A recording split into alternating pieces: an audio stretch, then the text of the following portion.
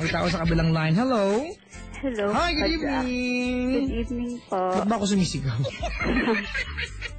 Sino ka? Rhea. Rhea. Taga saan ka? Valenzuela. Valenzuela. Anong ginagawa sa buhay? Nagtatrabaho po. Anong hanap buhay ni Rhea? Nurse po. Nurse? Yes. Wow. RN ka na ba? Opo. Isa na po siyang? Ayan, restaurant nurse. May kaibigan kasi ako. Nursing, registered nurse. Pero ang trabaho, waitress. Nalulungkot ako sa ating bansa, di ba? We promote nursing so much. Pero pagkatapos mo mag-aral, ikaw magbabayad sa eskwelahan para makapag-training. Okay na lang kung mag-training ka, sana wag ka nang pabayarin. Maglilingkod ka naman eh. Diba ang tawag nila ng parang OJT fee? Kaasar. Hindi ba ang tawag din exploitation? Diba? Magre-render ka ng hours, diba? Magbabayad ka. Pero pag may nadali ka dyan, makukulong ka pa pwede. Patay. Diba? Tama mali? Tama po. Oo. Wala lang, nabanggit ko lang.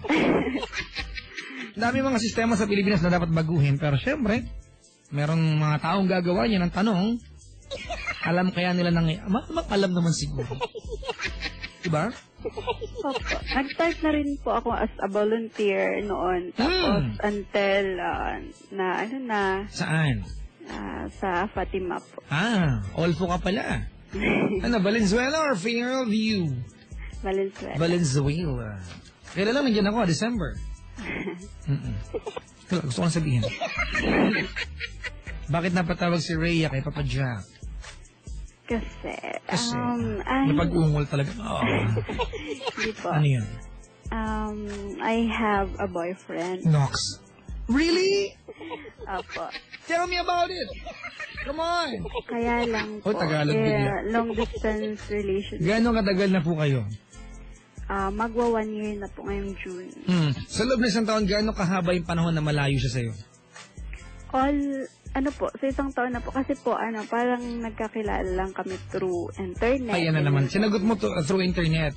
Apa. Ay, mga chat-chat na yan, di ba? Yung pupunta ka sa computer shop, naka-plunge yung neckline ng lola mo. Tama? Hindi po. Sige, mali. Kumbaga, formal naman po. Foreigner ba ito? Opo. Ay, lola mo, kumarier. Anong bansa ito? Australia. Australia? Ayan. Bring me some kangaroos.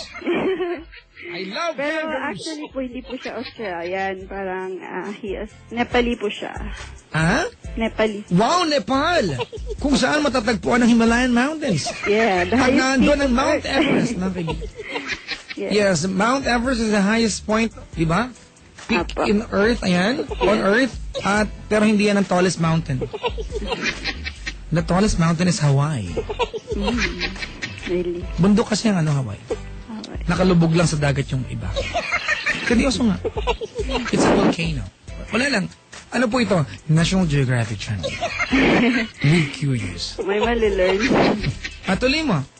Tapos po, kasi that time na nagkakilala kami, parang 6 months akong hiwalay sa ex ko. Tapos, you were so lonely, you needed someone. Oo. And he was Pero there. hindi naman kumaga naginamit ko lang siya. Utot Parang mo. for the first time, parang friend kami. For 2 months. Tapos, Sinagot mo siya through internet? oo. Bakit? Kasi sa kanya ko naramdaman na... Wow! Ang tawag niyang cyber emotion. Naramdaman mo talaga, ha? Kasi po parang sa kanya ko naramdaman na kahit malayo kami, parang nandun yung care niya. Gayon. Malayo man, malapit pa din. Opo, parang ganun. Tapos, hindi naman kumaga for the 2 months na yun, parang friend lang kami. Tapos, minsan pag free ako, tumatawag siya ganyan. Yan. Come online, ganyan, mag-usap kami. Come online? Pangit pakinggan natin. Bakit po? Come online. Hindi po parang... Go online na lang, go online. Go online, mag-usap tayo, ganyan. Tapos nung una, parang sabi niya, may ganun pa. May come online na may pa. Hindi po, I parang, love parang gano'n lang. Tapos, sabi niya, may boyfriend ka. Sabi ko, next topic please. Parang ganun yung sinabi ko sa kanya. Tapos, sabi niya, sabihin mo na kung ano. Tapos sabi ko, break na kami for 6 months. Tapos, para doon kami nag-start. Tapos, ng 2 months na yun, tawag siyang tawag. Alright, okay, stop! Okay, I don't need those details. Kailangan ko lang malaman, naging kayo through internet, nagkita na ba kayo personally?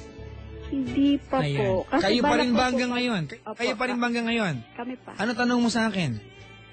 Ang tanong ko kasi minsan parang, yung, kumbaga pag nami-miss Lakasan mo. siya, parang minsan pag nami-miss ko siya, parang, pag mag-uusap kami, parang umuwi sa mga away dahil siguro sa magkalayo kami. Ano tanong mo? Kumbaga, paano ko po, ano yung sarili ko na, yung trust ko sa kanya, parang, para maging strong. Ano tanong mo? Ano po yung dapat kong gawin? Maghiwalay kayo.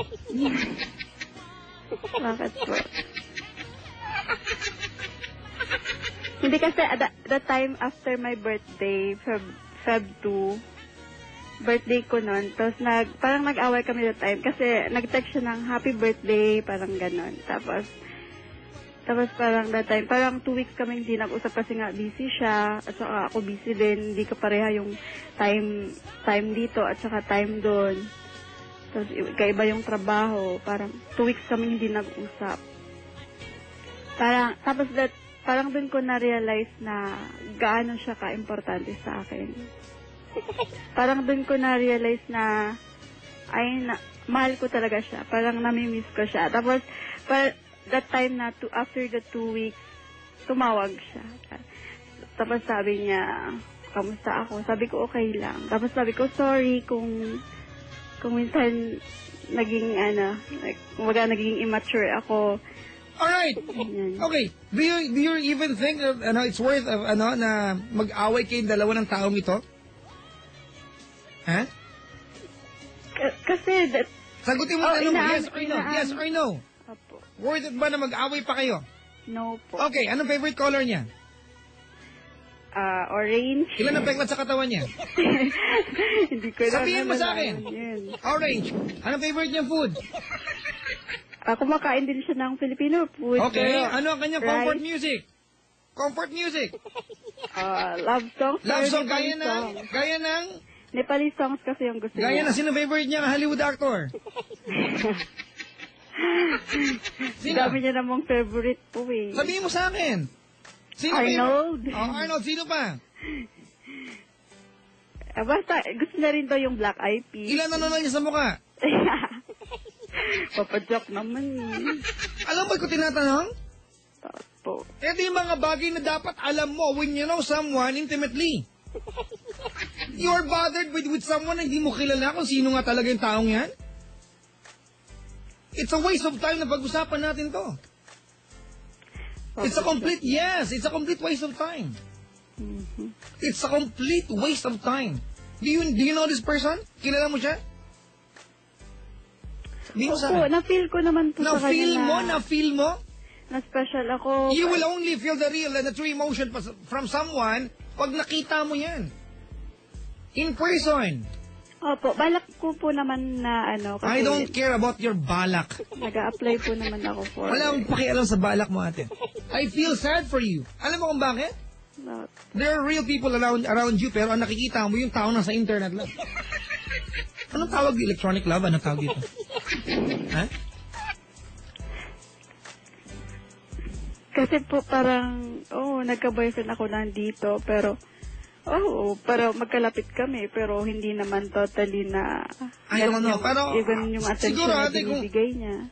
Siguro, hindi ko alam kung it's personal sa akin tong bagay na to, pero naaawa ko sa'yo.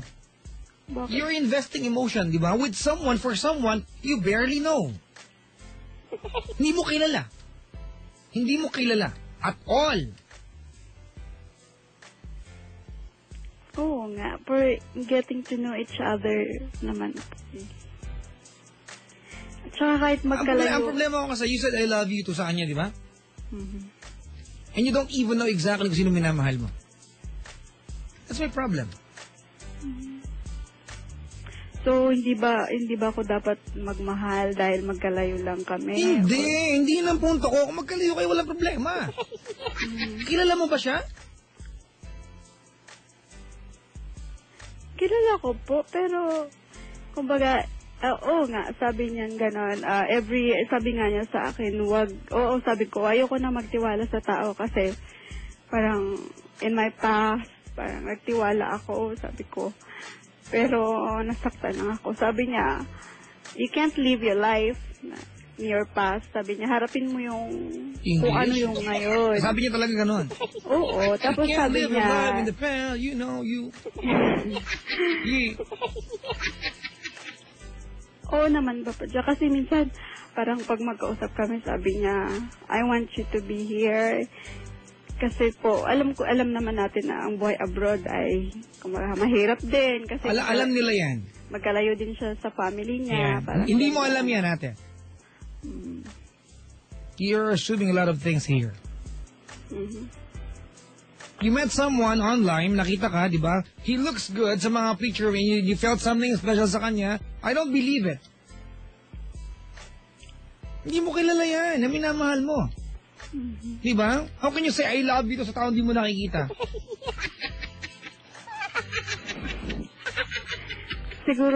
Siguro Papa Jack, may mga qualities lang siya na. Gaya ng maganda laptop niya, gano'n? Ano? Maganda yung background niya sa Facebook? Hindi naman. Binabody po Hindi kanya ako palagi, more ano? on physical aspects na Ano? isang How tao. can you feel that online? Sabihin mo nga sa akin. Kasi siya yung taong, Masarap pagmahal pag naaamoy mo yung taong mahal mo, naawa ka mo ang kamay. Diba? Alam mo may tikwa siya sa buhok. Diba? Napawisin pala ilong niya. Diba? Na alam mong favorite niya tong kwento na tong pagkain na to kasi nakasabi mo na siya kumain. Hindi dahil sinabi lang niya sa'yo. Nakakuha mo yung punto ko? opo, Pag tayo nasa internet, tayong dalawa mag-uusap tayo, hi Rhea, I'm Papa Jack, ang favorite food ko is steak. Yan na, nasa utak mo. Kaya ang katotohanan, ang kinakain ko araw-araw, yakisoba. Diba I can come up with a very different personality para sa'yo lang. Kasi online, bida sinungaling. And you're investing emotions sa taong hindi mo kilala? And you're bothered with someone halfway around the world na hindi mo kilala. Pero meron kaming plan po. Ayun na naman yung plan na yan. Kung may vacation siya, papunta daw siya dito. Kailan nabuo yung plan na yan?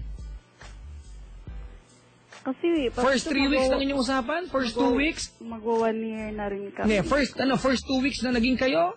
Hindi po. Kailan? Kasi yung una po, parang we try natin kung mag-workout. So parang, May nag-text ako, may nag-text. Karudi, may nag-text, nag-overreact ka na naman. Are you perfect? Are you perfect? Hindi, bakit? May nagsabing perfect ako? okay lang po yun. Sino kaya nag-text nito? Ba't di ka paglipat ng istasyon? Nahihirta ka pala sa akin. Ito ka makinig sa 101.1 Yes FM Yes Diaries. Diba? Okay lang po yun, Papa Jack, kasi tumawa. Alam mo kung bakit ako naiinis? Opo. Alam mo kung bakla na ako bigla. Alam mo kung bakit? Opo. Kainis. Ginagamit nyo na mali ang Facebook, ang Friendster, di ba? You exploit this technology. Sa sobrang hilig natin mag-online, makipagkilala online, you tend to forget that there are real person around you. That there are real people around us. Di ba? Na pag nalulungkot ka, hindi lang basta Facebook ang pwede mong kausapin. May mga tunay ka palang kaibigan. Opo naman. That's my point. Kilala nga niya mga friends ko. Kilala niya mga friends mo kasi ka-friend din niya sa Facebook. You know, mga kaibigan, di ba, in the advent of technology,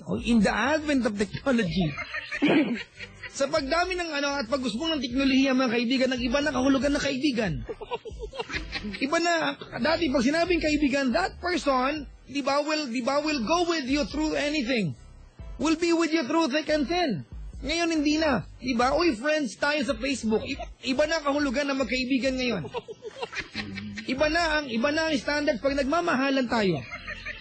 Pwede ka na ma-in love sa internet kasi naka-plunging neckline